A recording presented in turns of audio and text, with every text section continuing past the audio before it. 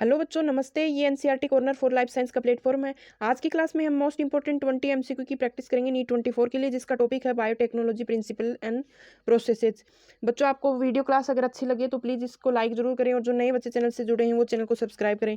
Question number 1 बच्चों इसमें दे रखा है, a restriction endonucleases breaks bound between.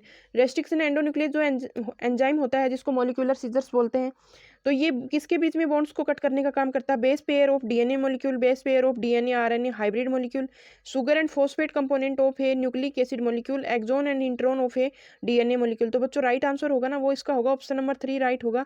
Sugar और फॉस्फेट कंपोनेंट होते हैं ना, उनके बीच में जो न्यूक्लिक एसिड के जो शुगर और फॉस्फेट कंपोनेंट होते हैं, उसके बीच में जो एस्टर बॉन्ड होता है, शुगर के बीच में और फॉस्फेट के बीच में और शुगर की हाइड्रोक्सिल ग्रुप के बीच में एस्टर बॉन्ड पाया जाता है न्यूक्लिक एसिड में। तो उसको ब्रेक करने का काम कौन करता है? रेस्ट्रिक्शन एंडोन्यूक्लियस करता है। ऑप्शन नंबर 3 राइट आंसर होगा। नेक्स्ट क्वेश्चन है, जेल इलेक्ट्रोफोरेसिस इजे। जेल इलेक्ट्रोफोरेसिस, इसमें क्या होता है? जेल इलेक्ट्रोफोरेसिस क्या है? Technique of separation of charged molecule under the influence of magnetic field, technique of incorporation of DNA molecule into the cell through transient pore made due to electric impulse, technique of separation of DNA fragments through the pore of agarose gel under the influence of electric field, technique of separation and purification of gene product. तो बच्चों देखिए, gel electrophoresis होती क्या है? जो भी DNA के extract यानी आप हमने फ्रेगमेंट्स किए हैं टुकड़े रेस्ट्रिक्शन एंडोन्यूक्लियस की, जैसे उनको साइज के अकॉर्डिंग जब हम सेपरेट करने का काम करते हैं ना बच्चों, तो उसके अंदर एगारोज जेल प्लेट होती है। एगारोज एक तरह का वीड होता है, और उससे ये उसकी प्लेट के ऊपर इनको फैलाया जाता है डीएनए फ्रेगमेंट्स को। तो जब साइज के अकॉर्डिंग ये कैसे, ये इनके ऊपर नेगेटिव चार्ज पाया जाता है, यानी ये कैथोड होते हैं एक तरह से, और ये पॉजिटिव चार्ज की तरफ साइज के अकॉर्डिंग मूव करते हैं। जब सबसे छोटा पार्टिकल यानी फ्रेगमेंट होगा डीएनए का, वो जल्दी मूव करेगा। तो साइज के अकॉर्डिंग और इलेक्ट्रिक फील्ड की इन्फ्लुएंस में अगारो जेल के ऊपर सेपरेशन किया जाता है डीएनए फ्रेगमेंट का। ऑप्शन नंबर 3 बच्चों राइट आंसर होगा इसका। ऑप्शन नंबर 3 राइट आंसर होगा। जेल इलेक्ट्रोफोरेसिस में क्या होता है? जब अगारो जेल होती है एक प्लेट के अंदर, उसके ऊपर डीएनए फ्रेगमेंट्स होते हैं, डीएनए के ऊपर नेगेटिव चार्ज पाया जाता है, और वो साइज के अकॉर्डिंग पॉजिटिव यानी एनोड की तरफ मूव करते हैं। जो छोटा पार्टिकल होगा वो सबसे इजीली मूव करेगा। तो ऑप्शन नंबर 3 राइट आंसर होगा। नेक्स्ट क्वेश्चन है, identify the palindromic sequence in the following. इनमें से पैलिंड्रोमिक सीक्वेंस है वो कौन सी है? Identify the palindromic sequence in the following. Palindromic sequence होती क्या है बच्चों? जो रेस्ट्रिक्शन एंडोन्यूक्लियस होता है ना, वो पैलिंड्रोमिक जो सीक्वेंस होती है डीएनए के अंदर, जो प्लाज्मिड के अंदर, उससे कट करने का काम करता है। पैलिंड्रोमिक सीक्वेंस के ऊपर ही कट लगाता है हमेशा रेस्ट्रिक्शन एंडोन्यूक्लियस। तो ये सीक्वेंस ऐसी होती है, जो हम 5 डेज से 3 डेज की तरफ जाते हैं ना, तो सेम सीक्वेंस 3 डेज से 5 डेज की तरफ फॉलो होगी। ये वहीं कट लगाएगा रेस्ट्रिक्शन एंडोन्यूक्लियस एंजाइम, जहाँ पे पैलिंड्रोमिक सीक्वेंस प्रेजेंट होगी। तो पैलिंड्रोमिक सीक्वेंस इनमें से कौन सी है? G888T C, और फिर उसके आगे CTTUUG, GGATTC, CCA, CCT, AGG। तो देखिए, इसमें सीधा से हमें पता है कि ये जो सीक्वेंस है ऑप्शन नंबर 2 में राइट दे रखी है। यानी जैसे हमें पढ़ना है मैडम, मैडम पढ़ते हैं जैसे हम मैडम, तो जब हम मैडम को उल्टा पढ़ेंगे ना, तो वहां से भी मैडम ही पढ़ा जाएगा। तो ये सीक्वेंस होती है पैलिंड्रोमिक सीक्वेंस, और ये रेस्ट्रिक्शन एंडोन्यूक्लियस के लिए ये काम में ली जाती है। पैलिंड्रोमिक सीक्वेंस पे ही कट लगा जाता है। ऑप्शन नंबर 2 इसका राइट आंसर होगा। नेक्स्ट क्वेश्चन है, the most important feature in a plasmid to be used as a vector in the presence of। Plasmid को जब वेक्टर के रूप में यूज में लिया जाता है, तो उसके इंपॉर्टेंट फीचर्स कौन से होते हैं? प्लाज्मिड क्या होता है? एक्स्ट्रा क्रोमोसोमल डीएनए पाया जाता है बैक्टीरिया के अंदर, और उसके मोस्ट इंपॉर्टेंट फीचर कौन से होते हैं? जब हम उसको वेक्टर के रूप में यूज में लेते हैं, तो उसके ऊपर क्या होना चाहिए? Origin of replication, A selectable marker, sites for restriction endonuclease. Origin of replication, या जहां से रेप्लिकेशन शुरू होगा वो साइट उसके ऊपर प्रेजेंट होनी चाहिए। सिलेक्टेबल मार्कर, यानी जिनकी प्रेजेंस के अंदर जो डीएनए का रिकॉम्बिनेशन का रेट है वो ज़्यादा हो जाता है, तो इसके ऊपर एम्पिसिलिन, टेट्रासाइक्लिन या क्लोरमफेनिकल, ये सिलेक्टेबल मार्कर के रूप में यूज में लिए जाते हैं। और sites for restriction endonuclease, restriction जो एंडोन्यूक्लियस है उसके लिए साइट प्रेजेंट होनी चाहिए। तो बच्चों चारों के चारों राइट, तीनों के तीनों राइट होंगे। ऑप्शन नंबर 4 इसका राइट आंसर होगा। ओरिजिन ऑफ रेप्लिकेशन होनी चाहिए, सिलेक्टेबल मार्कर होना चाहिए, और साइट्स फॉर रेस्ट्रिक्शन एंडोन्यूक्लियस, ये तीनों के तीनों एक वेक्टर के अंदर प्रेजेंट होने चाहिए। नेक्स्ट क्वेश्चन है, प्लाज्मिड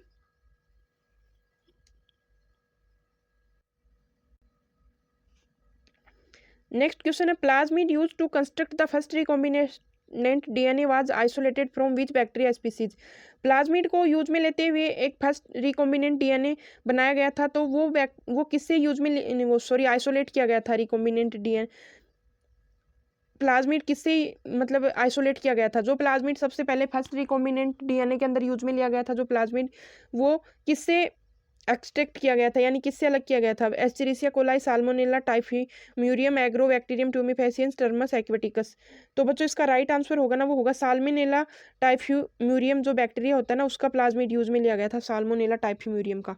ऑप्शन नंबर 2 इसका राइट आंसर होगा। नेक्स्ट क्वेश्चन है, the sticky end of a fragment DNA molecule are made of. Sticky end होते हैं ना वो डीएनए फ्रेगमेंट के अंदर जो स्टिकी एंड पाए जाते हैं डीएनए मॉलिक्यूल के अंदर, वो किसके बने होते हैं, calcium salt, endonuclease enzyme and paired bases और मिथाइल ग्रुप। तो देखो बेटा, जो स्टिकी एंड होते हैं ना डीएनए फ्रेगमेंट के, जैसे ये 5 डेज कंडीशन है, यहाँ पे जुड़ा है ए, और फिर ए के नीचे यहाँ पे टी, फिर यहाँ पे जी सी। तो यहाँ पे दूसरा जो फ्रेगमेंट होगा ना उसका होगा यहाँ पे जी सी, और यहाँ पे मिलेगा उसका ए। तो ये जो एंड होगा ना, ये दोनों का ये स्टिकी एंड होगा।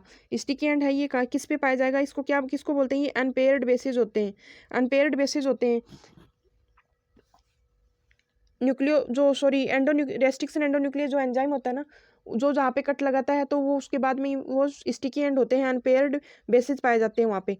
नेक्स्ट क्वेश्चन है 7 नंबर का, प्रोसेस यूज्ड फॉर एम्प्लीफिकेशन और multiplication of DNA in DNA fingerprinting. DNA fingerprinting के अंदर एम्प्लीफिकेशन और मल्टीप्लीकेशन के लिए जो प्रोसेस यूज में ली जाती है डीएनए के लिए, यानी डीएनए का एम्प्लीफिकेशन या मल्टीप्लीकेशन किस प्रोसेस से किया जाता है, तो डीएनए फिंगरप्रिंटिंग के अंदर तो polymerase chain reaction, Southern blotting, northern blotting. तो बच्चों राइट आंसर होगा polymerase chain reaction. Polymerase chain reaction के अंदर जेनेटिक मटेरियल की बहुत सारी कॉपीज बनाई जाती हैं डीएनए फिंगरप्रिंटिंग के अंदर। तो ऑप्शन नंबर 1 इसका राइट आंसर होगा। नेक्स्ट क्वेश्चन है, the term recombinant DNA refers to. Recombinant जो डीएनए की टर्म है वो किसके लिए यूज में ली जाती है, DNA of the host cell, DNA with a piece of foreign DNA, DNA with selectable marker, DNA with more than one recognition site. तो देखिए, जो रिकॉम्बिनेंट डीएनए होता है ना बच्चों, वो कौन सा होता है, DNA of the host cell. Host cell का जो डीएनए होता है ना वो रिकॉम्बिनेंट डीएनए होता है। ऑप्शन नंबर 1 राइट आंसर होगा। होस्ट सेल का डीएनए रिकॉम्बिनेंट डीएनए होता है, उसी की कॉपीज बनाई जाती हैं बहुत सारी होस्ट डीएनए की। नेक्स्ट क्वेश्चन है, in the biolistic method of gene transfer the micro particles coated with foreign DNA bombarded into target cell at a very high velocity. These micro particles are made up of। Biolistic जो gun method होती है ना gene transfer की, उसके अंदर जो micro particles होते हैं ना उनको कोट किया जाता है फॉरेन डीएनए के ऊपर। जब उनको बॉम्बर्ड किया जाता है, यानी उनको जब छोड़ा जाता है तो टारगेट सेल के अंदर, तो हाई वेलोसिटी से छोड़ा जाता है। ये माइक्रो पार्टिकल किसके बने होते हैं, सिल्वर और टंगस्टन, सिल्वर, गोल्ड और टंगस्टन, नन ऑफ दिस। तो बच्चों राइट आंसर होगा गोल्ड और टंगस्टन के बने होते हैं। इनको डायरेक्टली सेल के अंदर बॉम्बर्ड किया जाता है, यानी इनसे गन से जैसे हम फायर करते हैं ना, वैसे इनको फायर करके छोड़ा जाता है। तो गोल्ड और टंगस्टन की बनी होती है बच्चों ये पार्टिकल्स, माइक्रो पार्टिकल्स किसके बने होते हैं, गोल्ड और टंगस्टन के। नेक्स्ट क्वेश्चन है, precipitation of purified DNA after the addition of chilled ethanol are seen as a collection of fine threads and a suspension. collection of fine threads in a suspension. This process is referred to as DNA transformation, DNA ligation, DNA spooling और DNA duplication। तो देखिए, precipitation of purified DNA, जब purified DNA का precipitation होता है after the addition of chilled ethanol, chilled ethanol से जब purified DNA को ट्रीट किया जाता है तो ये एक कलेक्शन के रूप में दिखाई देते हैं, धागे नुमा स्ट्रक्चर दिखाई देते हैं। यानी जब डीएनए के छोटे पार्टिकल हैं उनको चिल्ड एथेनॉल में छोड़ा जाता है तो चिल्ड इथेनॉल्स में ये धागे जैसी स्ट्रक्चर के दिखाई देते हैं और ये फाइन, तो ये सस्पेंडेड होते हैं। तो ये प्रोसेस है, ये क्या कहलाती है, DNA transformation, DNA ligation, DNA spooling और डीएनए डुप्लीकेशन। तो बच्चों राइट आंसर होगा DNA spooling. Option number 3 right होगा, DNA spooling. Option number 3 right answer होगा। ये डायग्राम के अंदर दिया हुआ है एनसीईआरटी की बुक के अंदर, अलग से इसको एक्सप्लेन नहीं कर रखा। ऑप्शन नंबर 3 राइट होगा। नेक्स्ट क्वेश्चन है, फाइंड द इनकरेक्ट मैच। इनमें से इनकरेक्ट मैच चूज करना है। कैरी मुलिस डेवलप्ड पीसीआर, ये राइट है। Stanley Cohen and Herbert Boyer isolated an antibiotics resistant gene from a plasmid of the bacterium Salmonella typhimurium. Salmonella जो typhimurium, इससे resistant gene है, इन्होंने प्लाज्मिड की, bacteria से प्लाज्मिड की, वो इन्होंने आइसोलेट किया था, इसको प्लाज्मिड को आइसोलेट किया था इन्होंने। Stanley Cohen and Herbert Boyer Nobel prize for discovery of restriction endonuclease. तो देखो बच्चों, तीनों के तीनों राइट है, तो नन ऑफ दीज इसका राइट आंसर होगा। इसमें से इनकरेक्ट कौन सा भी नहीं है, तीनों के तीनों राइट है। नेक्स्ट क्वेश्चन है the correct sequence of different steps of polymerase chain reaction. इनमें से पॉलीमरेज जब चैन रिएक्शन का जो प्रोसेस है वो होता है तो इसमें कौन कौन सी सीक्वेंस है राइट तरीके से इनको बताया गया है। Annealing, denaturation, extension, denaturation, extension, annealing, denaturation, annealing और एक्सटेंशन, एक्सटेंशन, डीनेचुरन और नेचुरेशन और एनिलिंग। तो बच्चों राइट आंसर होगा वो होगा इसका ऑप्शन नंबर 3। सबसे पहले डीनेचुरेशन किया जाता है, उसके बाद में एनिलिंग का प्रोसेस होता है, उसके बाद में एक्सटेंस होता है। ऑप्शन नंबर 3 इसका राइट होगा। पॉलीमरेज चेन रिएक्शन के अंदर सबसे पहले डीनेचुरेशन होता है, सबसे पहले डीनेचुरेशन होता है, इसके बाद में एनिलिंग होती है, उसके बाद में एक्सटेंट होता है। नेक्स्ट क्वेश्चन है which of the following is not used to transfer the recombinant DNA into the host. इनमें से कौन सा है जो रिकॉम्बिनेंट डीएनए के रूप में होस्ट में यूज में नहीं लिया जाता। Micro injection method, gene gun method, disarmed pathogen vectors और बायोरिएक्टर्स। तो ऑप्शन नंबर 3 राइट होगा। बायोरिएक्टर्स यूज में नहीं लिए जाते। माइक्रो इंजेक्शन से डायरेक्टली ट्रांसफर किया जाता है, जीन गन मेथड से भी डायरेक्टली ट्रांसफर किया जाता है, और डिसआर्म्ड पैथोजन वेक्टर यानी कट लगाए हुए रेस्ट्रिक्शन एंडोन्यूक्लियस से कट लगाए हुए वेक्टर्स को यूज में लिया जाता है। तो ऑप्शन नंबर 3 बायोरिएक्टर को यूज में नहीं लिया जाता बच्चों। नेक्स्ट क्वेश्चन है after completion of the biosynthetic stage in the bioreactors the product undergoes separation and purification process collectively termed as। Biosynthetic जो स्टेज होती है ना बायोरिएक्टर्स के अंदर, उनके अंदर जब प्रोडक्ट है वो सेपरेशन और प्यूरिफिकेशन के प्रोसेस में जाता है तो उसको टर्म कौन सी टर्म यूज में ली जाती है। तो transformation, electrophoresis, down stream processing और अपस्ट्रीम। तो बच्चों राइट आंसर होगा down stream processing. Down stream processing होती है ये जो भी पार्टिकल्स होते हैं जैसे डीएनए, आरएनए या प्रोटीन, तो उनके सेपरेशन और प्यूरिफिकेशन से रिलेटेड होती है, बायोरिएक्टर्स के अंदर यूज में लिया जाता है। ऑप्शन नंबर 3 राइट आंसर होगा। नेक्स्ट क्वेश्चन है the first restriction endonuclease isolated was. सबसे पहले जो रेस्ट्रिक्शन एंडोन्यूक्लियस बनाया गया था यानी आइसोलेट किया गया था वो कौन सा था। तो बच्चों राइट है eco R1, balm H1, SAL1 और हिंड सेकंड। तो बच्चों राइट आंसर होगा हिंड सेकंड। हिंड सेकंड इसका राइट आंसर होगा। नेक्स्ट क्वेश्चन है सबसे पहले रेस्ट्रिक्शन एंडोन्यूक्लियस अलग किया था वो हिंड सेकंड था। नेक्स्ट क्वेश्चन है and advantage of using yeast rather than bacteria as recipient cell for the recombinant DNA